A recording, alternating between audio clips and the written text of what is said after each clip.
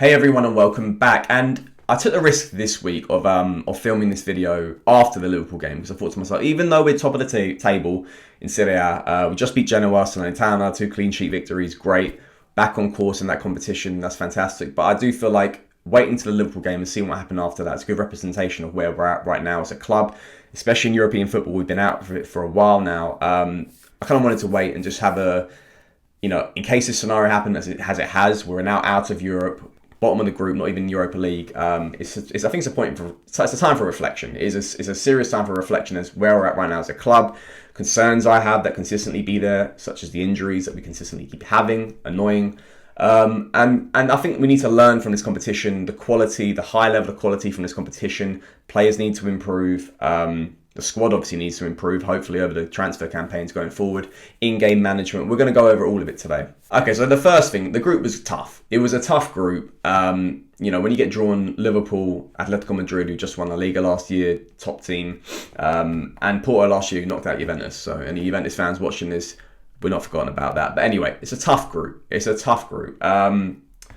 nonetheless, I sort of fancied our chances of getting, a couple of points from the board, which obviously we did, but much more convincingly. And I think as the group started and we lost the first 3 games, I didn't put any much hope in it. I was getting through. So the fact that we took it to the last game of the group stage with that hope, it's something to be at least slightly proud about. And it's just one of them ones where, because we've been out of Europe for so long and our UEFA coefficient is so low, we're going to get a group like this, and we're probably going to get the similar thing next year.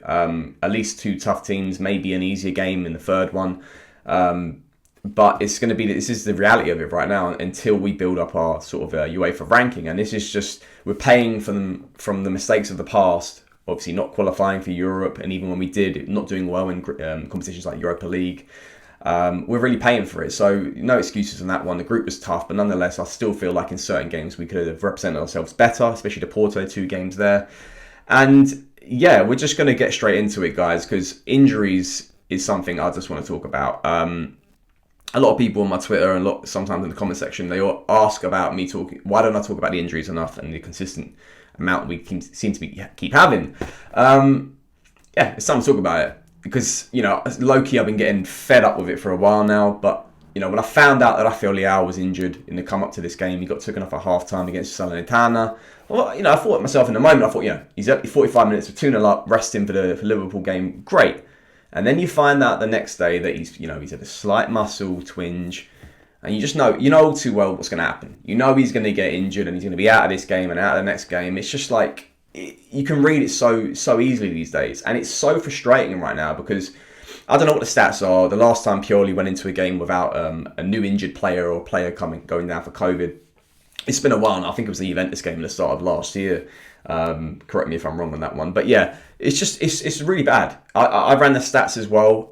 Since the start of the season, only 6 players have not been injured or out for COVID, and that includes Salamakers, Tonali, Gabbia, Daniel Maldini, Tatarusanu, and Andrea Conti, who's not played a single minute anyway.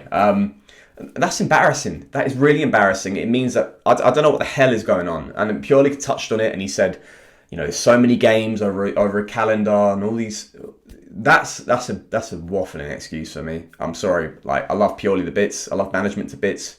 But you need to address what the hell is going on with these injuries. Because they're crippling us. Every game we go into, I have no confidence that we're not going to lose another player. That's actually fact right now. Going into international breaks, we lose players. They're out for a while. They come back. They've got to build up their momentum, their fitness, and they're not back to looking what they used to be prior to the injury. And this is a young squad. I get it if players like Giroud and Ibra and Florenzi and Kaya get injured, and they have done.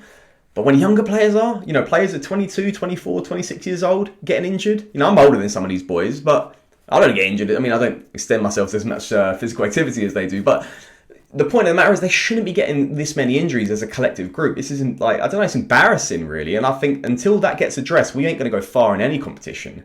Because it doesn't matter how many players you can add to this team with high quality, and we'll get onto that in a bit as well.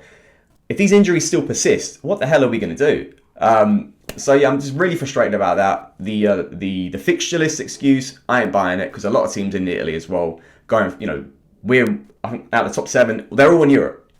So that means as well, we're playing as many games as they are. They ain't getting as many injuries as us.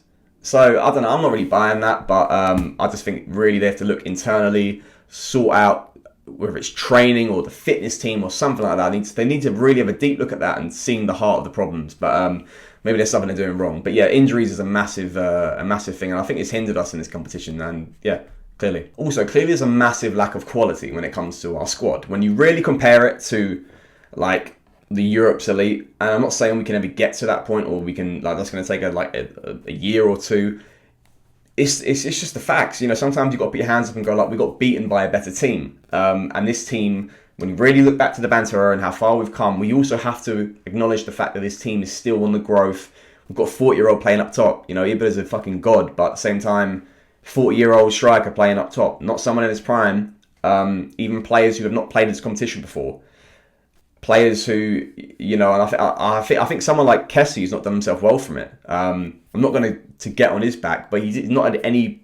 I think other than the Atletico Madrid away game, he's got no good games in this competition. And this is someone as well who wants to earn a lot of money. And it goes down to a lot of the players as well. Teo Hernandez, Benacer. They're not players that have shined throughout this group stage. So it's one of them ones where I think for them as well, they really need to reflect on how they sort of perceive themselves in like Europe's elite. And you know, as much as we can then like point the finger at players like, as we would love to do, and as Milan fans, Salamakers, and your weaker players like Florenzi and whoever it might be, you know, they know how much they should be earning. They don't think they should be earning top level, but these players that do feel like they want to be earning top level, they need to look at how they're doing in this competition and how they did. And it wasn't great.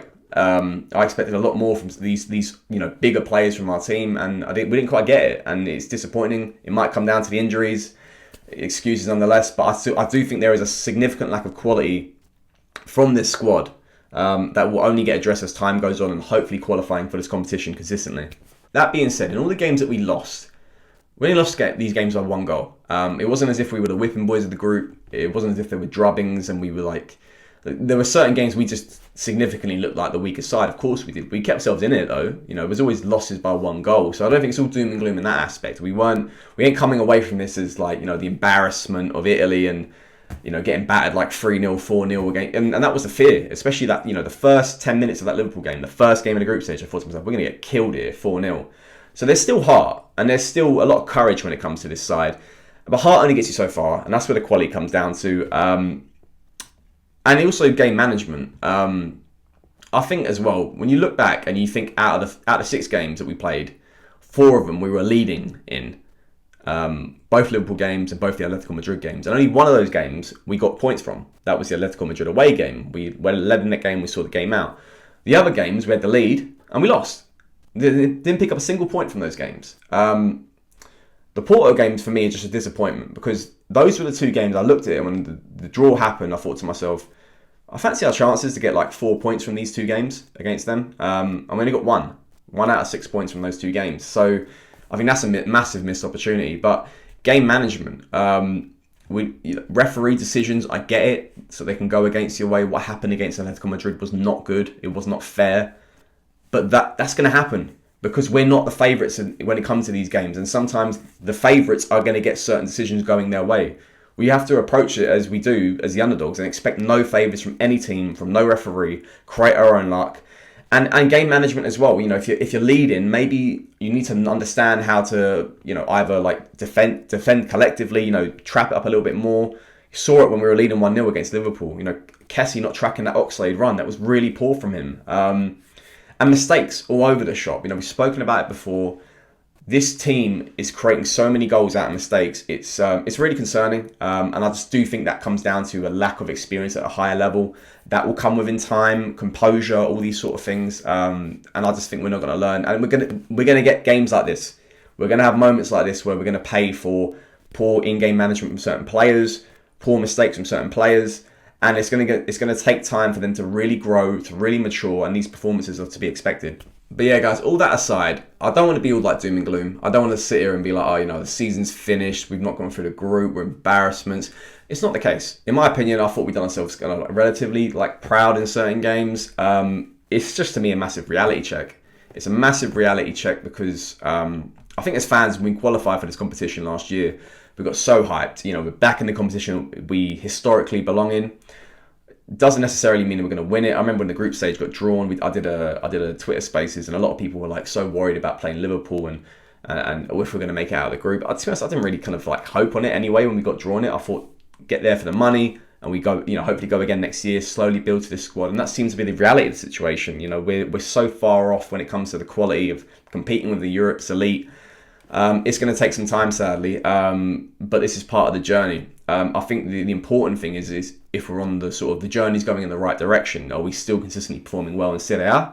Yes. So that's going in the right way. Are we going to hopefully qualify for the Champions League next year? More than likely. So that's the thing I sort of weigh our judgment on. I don't really weigh it on if we're going to get out of the group stage. And as much as rival fans want to sit there and banter us for getting 4th place and 4 points out of 6 games, it's a tough group and we're still learning, and really look back on how well we did, how poor we were in the banter era not too long ago as well. I remember we got knocked out in the group stage of the Europa League by like Olympiacos in that last game. That was embarrassment, and that was before. So that was after even more embarrassing times of not even making Europe. So I've seen a lot worse. Trust me, I've seen a lot worse from Milan. So I'm not going to sit here and say like the wheels are falling off or anything like that. But what we know is that there's a significant lack of quality when it comes to playing against these top sides that we need to address, hopefully, as time goes on and more money gets pumped into this side by qualifying for the Champions League. We know that there's injury issues that need to be addressed, and I don't think we get anywhere in any competition, any cup, any league, until that gets addressed as well. That needs to be done by Pioli, it needs to be done by inner management, by the technical team, the fitness team. I just think we need to remember that these games are decided by small margins in the Champions League, refereeing decisions or top quality players who take their chances. We can't expect that we're going to come up against a team like Genoa, like Salernitana, or like any team that doesn't take their chances when they get that, and expect that we're going to also create a lot less chances in this cup than we are going to do in Serie A. One thing I will touch on is the Salernitana game. How many chances we created in that was, astounding to think we come out with only a 2-0 win. So, I just think collectively, there's a lot to learn from for this side. But anyway, guys, there's no time to cry and sort of think to ourselves, the season's over. Like I said, it's a reality check. Importantly, Udinese is on the weekend. Udinese, we have to get a win. I don't care about the injuries now. We've got 3 games left until the winter break.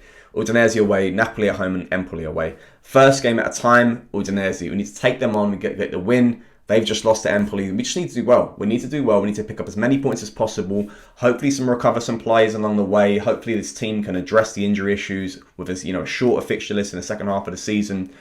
I don't know if any players are going to come in January. I would not put my finger on it. I wouldn't I wouldn't get my hope up for it. I think as fans, especially not qualifying out the group stage, I think honestly we're going to have to just sit on what we have and maybe sell some players like Conte and Castillejo. Who's to know what's going to happen in January, guys? But nonetheless, it's always Forza Milan.